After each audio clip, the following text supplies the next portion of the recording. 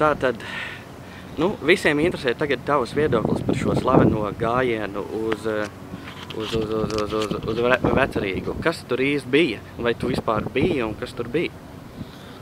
Es aizgāju uz Vecrīgu, tāpēc, ka vajadzēja paēst. Principā, tāpēc, ka visas pārējās vietas bija cieta. Mēs ar vienu komandu biedru aizgājām paēst, un pēc tam mēs aizgājām pasēdēt vienā vietiņā, bet kā tur raksta, ka mēs esam skraidījuši pa ielām un klaigājušies, tā galīgi nav bijis, un tas ir uzpūsts lietas.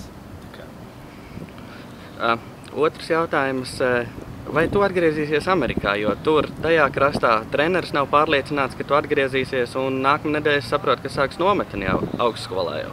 Es esmu gandrīz 100% pārliecināts, ka es braukšu atpakaļ un pabeigšu to savu diplomu, bet, ja būs kaut kāds nereāls piedāvājums, tad to apskatīšu.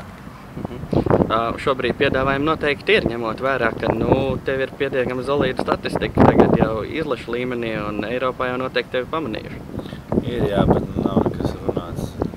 Tā kā es nerunāju īpaši daudz ar viņiem, es neinteresējos pagaidām, bet, kad būs tas laiks, ka jāinteresējās, tad arī mēģināšu izdarīt. Bet, noteikti jau ir kāds aģents, kas tev arī pārstāv, un jūs jau noteikti ļoti labi saprotat, ka tā cena, kas tev varētu būt šobrīd, tev līdz šim karjerā tāda noteikti vēl nav bijusi.